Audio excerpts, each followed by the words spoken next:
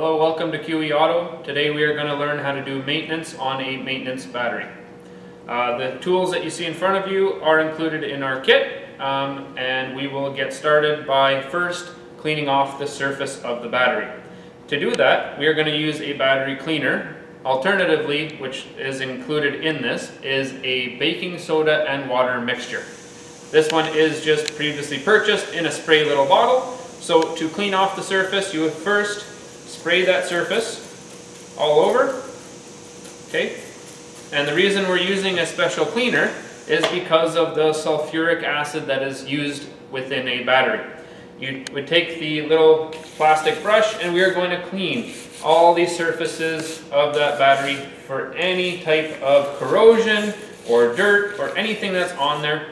And the reason that we use this type of solution is so that it neutralizes the acid that may be built up, so it's less harm for you working on a battery.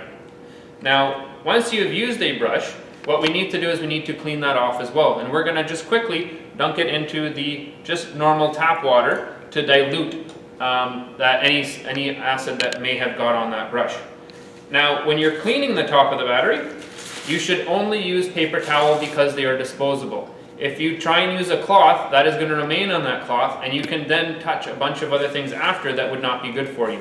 So make sure once you have cleaned your battery that you dry it off and clean it all off with a paper towel.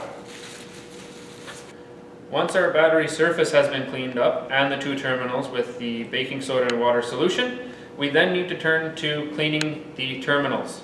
Now in this case we have a top post battery, but you can also have a side post battery that would be located on the sides. In that case, you would use a different type of brush that I'm going to be using here to clean the side post. In this case, we're using a top post cleaner that has little bristles inside of it. We place that on top of the terminal post, and you rotate clockwise or counterclockwise. It doesn't matter. Now the point of cleaning off those terminal posts is to create a shiny raw surface for your battery cable to attach to. You're going to do this on both sides, the positive and negative side. If you were servicing the vehicle itself, on this tool, if you rotate it and split it in half, you will see that there is the reverse side or the male end of that bristle brush, and that would go into the terminal where it would be connecting onto that post. And you would be cleaning it off in the same general way. Once that's done, what we are going to do is we're going to put this off to the side. We are going to be turning this battery around, and we are then going to be popping off the caps that house our 6 cells of our battery. Now, to do that, we're going to be using a flathead screwdriver, placing it underneath the cap carefully, and just gently giving it a little bit of a twist, making sure that we're not contacting any of our posts from going side to side that would produce a spark.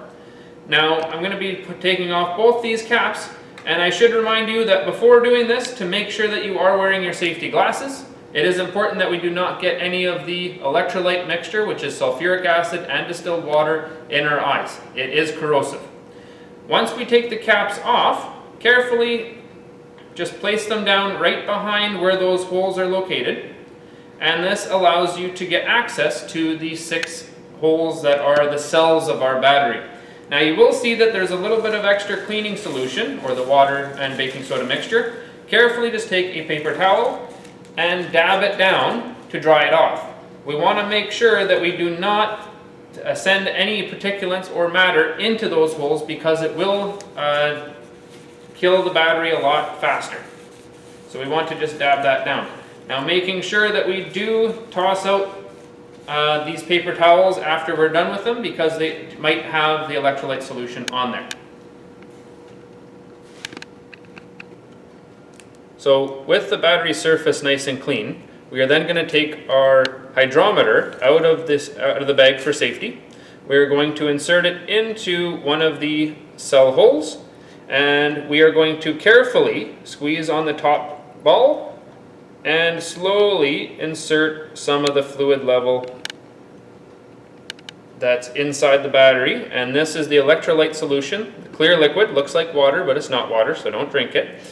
We're going to look at the scale here and the little arrow pointing on the little float that's on the inside.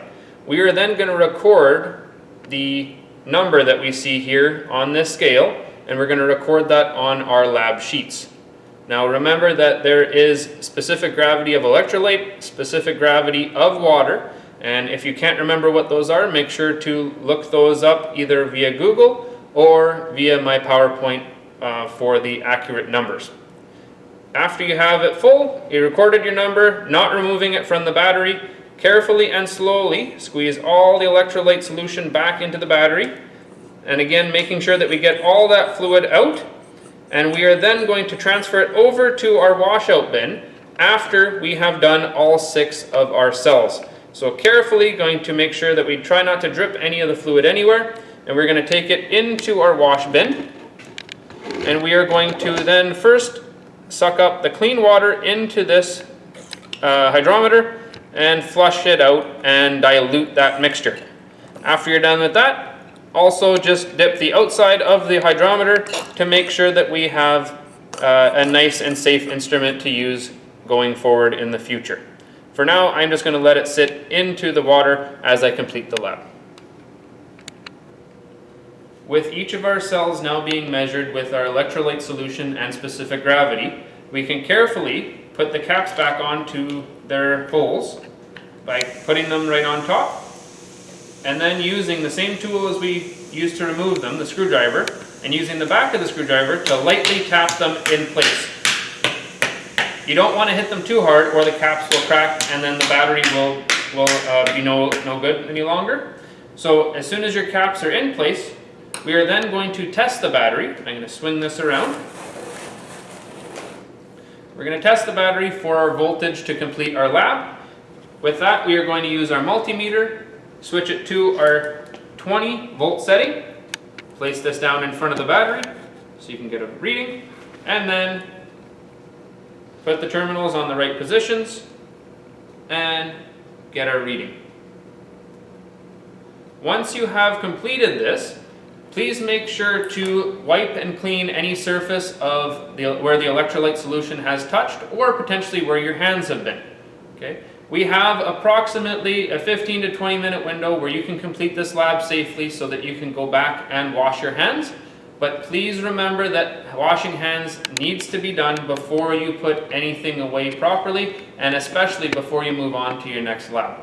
Okay? Safety is of utmost importance when you're dealing with the electrolyte and sulfuric acid within the battery itself.